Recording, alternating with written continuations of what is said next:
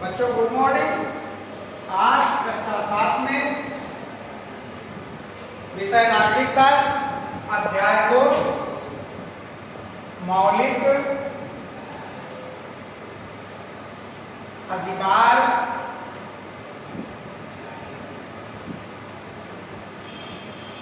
कर्तव्य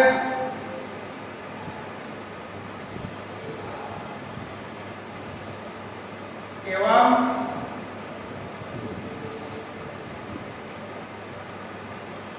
नीति निर्देशक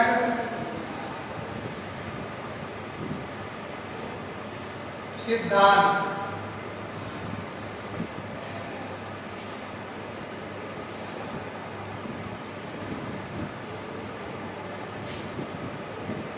इसमें आपको बुक रीड करवा दी गई है, अतिलघु क्वेश्चन लिखवा दिए गए हैं। अब आपको लघु शॉर्ट क्वेश्चन, लघु प्रश्न ये आपको करवाए जाएंगे और जब आपको वर्क दिया जाए तो आप प्रॉपरली उसको कंप्लीट करिए, लर्न करिए और हमको दिखाइए। जैसे हम आपको वर्क भेजते हैं, क्वेश्चन आंसर आपको ईमेल द्वारा भेजते हैं, वैसे आप अपनी बुक की जो इमेज है वो हमको भेजिए, नोटबुक की, कि हमने वर्क कंप्लीट कर लिया। और हम ऐसे ही आशा करते हैं कि आप ये करेंगे। तो पहला क्वेश्चन लघु प्रश्न में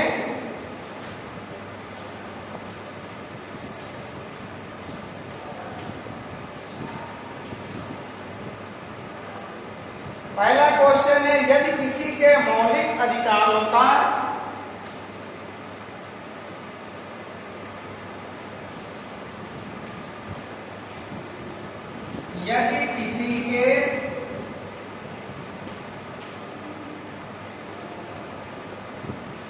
मौलिक अधिकारों का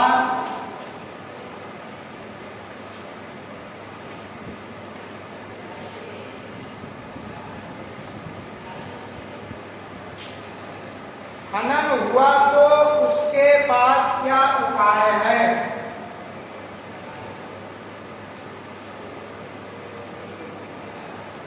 हनन हुआ तो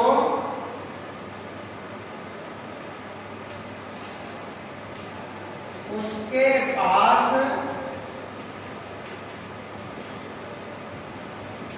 क्या उपाय है?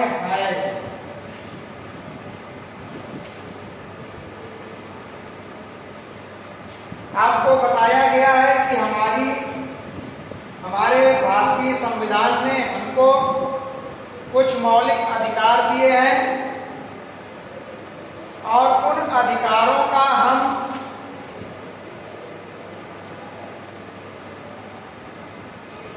प्रयोग करते हैं। अगर उन अधिकारों का हनन होता है तो कुछ व्यक्ति के पास क्या उपाय है ये बताना है। हमको कितने मौलिक अधिकार मिले हुए हैं? 6 मौलिक अधिकार मिले हुए हैं और इन अधिकारों के का हनन कोई भी नहीं कर सकता। जैसे 6 मौलिक अधिकार कौन से हैं? समानता का अधिकार, शोषण के विरुद्ध अधिकार, धार्मिक स्वतंत्रता का अधिकार, सांस्कृतिक और शैक्षणिक उपचार का अधिकार, संवैधानिक उपचारों का अधिकार।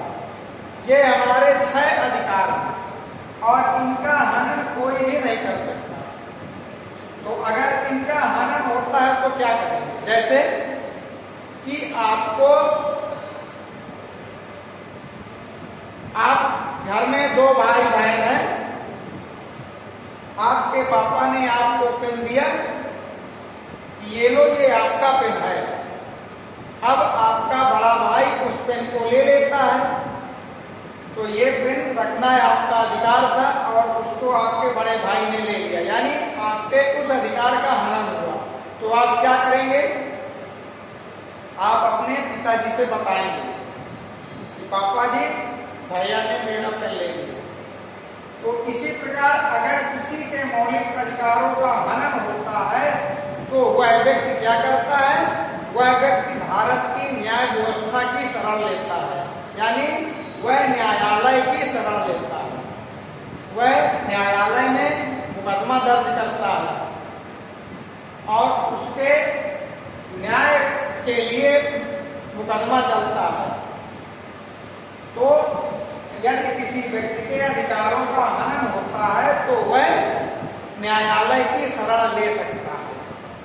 ठीक है, आपका पहला क्वेश्चन क्लियर हो गया। अब आपका दूसरा क्वेश्चन,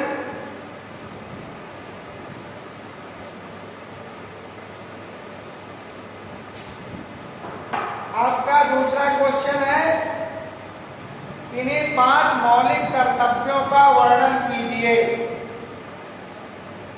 इन्हीं 5 मौलिक कर्तव्यों का वर्णन कीजिए।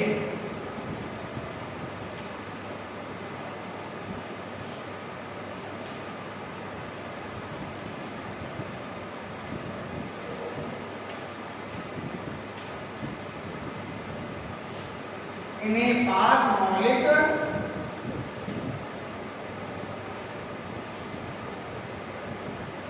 कर्तव्यों का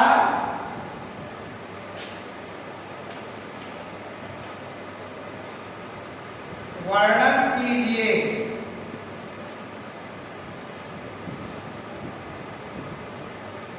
हमने आपको बताया था कि जैसे हमारे मौलिक अधिकार होते हैं, ये हमको भारतीय संविधान ने हमको दिया है, तो हमारे कुछ मौलिक कर्तव्य भी होते हैं।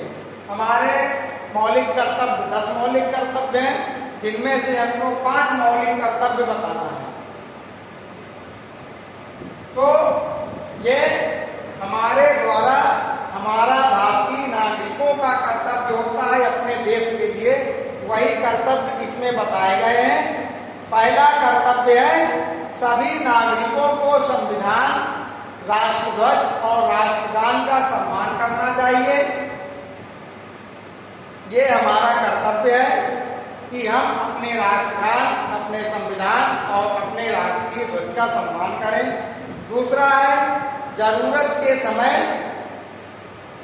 हमें राष्ट्र की सेवा करनी चाहिए और राष्ट्र की रक्षा करनी चाहिए। राष्ट्र की रक्षा तो हम हमेशा करते हैं, लेकिन जरूरत पड़ने पर, आपदा आने पर, हमें विपत्ति आने पर, चाहे वो मानवीय विपत्ति हो या दैवीय विपत्ति हो, उस समय हमें अपने देश के अपने राष्ट्र की सहायता करनी चाहिए, मदद करनी चाहिए और सेवा करना चाहिए। नंबर 3, प्रत्येक नागरिक को, भारतीय नागरिक जो भी है, वह उस नागरिक को पर्यावरण की रक्षा करनी चाहिए, चाहे वो पेड़ पौधों हो, नदी हो, वन्य जीव हो, चाहे जो भी हो, इन सभी की रक्षा करनी चाहिए। चौथा है, देश में भाईचारा और समरसता बनाए रखना चाहिए। हमारे देश में अनेक धर्म, जाति, भाषा के लोग रहते हैं, जिनमें आपस में भाईचारा और समरसता बनाए रखना चाहिए। पांचवा है, सार्वजनिक संपत्ति की रक्षा करना। हमारे देश में हमारे सरकारों ने हमारे उपयोग के लिए अनेक व्यवस्थाएं की हैं। उन संपत्तियों को सरकारी संपत्ति कहते हैं या सार्वजनिक संपत्ति कहते हैं, उनकी रक्षा करनी चाहिए। तो ये हमारे 5 मौलिक कर्तव्य हैं। आपका दूसरा क्वेश्चन भी क्लियर हो गया। अगला क्वेश्चन आपका तीसरा नंबर,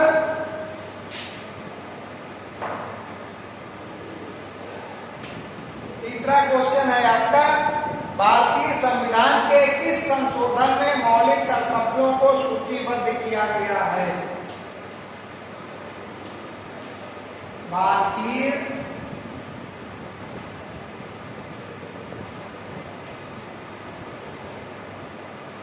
संविधान के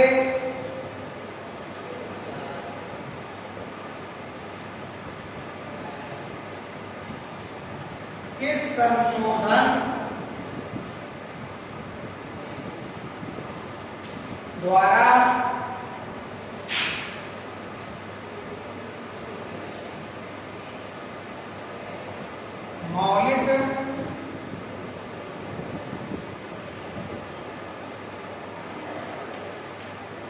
कर्तव्यों को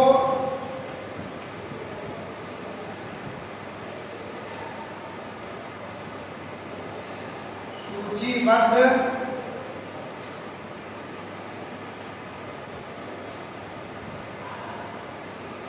किया गया है। अब देखिए, क्वेश्चन पढ़ने से हमें कुछ आंसर समझ में आने लगता है। तो हमारा क्वेश्चन क्या है? भारतीय संविधान के किस संशोधन द्वारा मौलिक कर्तव्यों को सूचीबद्ध किया गया है? यानी कि पहले हमारे संविधान में मौलिक कर्तव्य नहीं थे, इनको बाद में सूचीबद्ध किया गया है, यही हमको बताना है। संविधान निर्माताओं ने देश के संविधान में मौलिक कर्तव्यों का कोई उल्लेख नहीं किया था। इसमें क्या होता था कि फौजदारी और दीवानी के जो कानून थे, उन्हीं के हिसाब से मौलिक कर्तव्यों को निर्धारित किया जाता था। प्रचलित कानूनों द्वारा ही, जो प्रचलित कानून कौन से थे? फौजदारी दीवानी वाले, उन्हीं के द्वारा नागरिकों के अधिकारों और कर्तव्यों को नियंत्रित किया जाता था। फिर बाद में 42वें संशोधन द्वारा, यह संशोधन कब हुआ? 1976 ईस्वी। इस संशोधन द्वारा हमारे संविधान में मौलिक कर्तव्यों को सूचीबद्ध किया गया था। ठीक है, तीसरा क्वेश्चन भी क्लियर हो गया।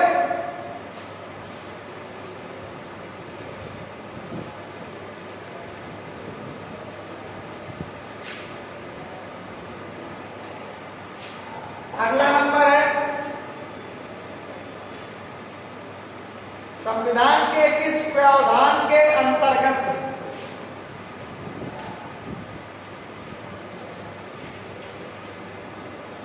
संविधान के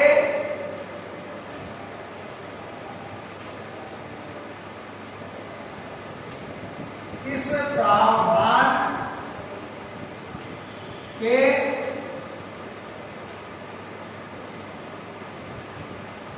अंतर्गत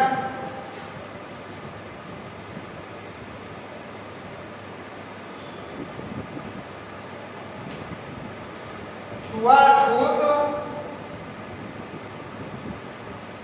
को खत्म किया गया है? यह हमारे देश की विडंबना थी कि हमारे देश में अनेक अंधविश्वास, अनेक कुरीतियां प्रचलित थी, जिनको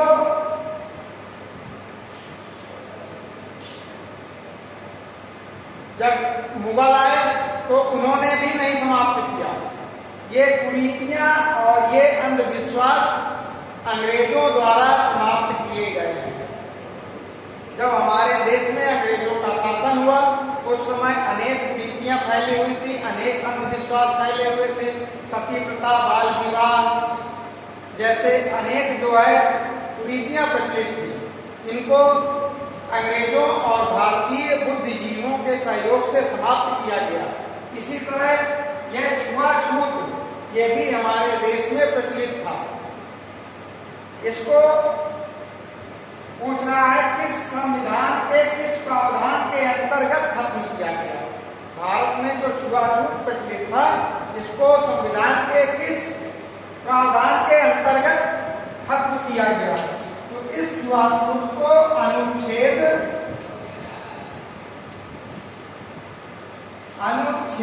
17 के अंतर्गत खत्म किया गया और इसको दंडनीय अपराध घोषित किया गया।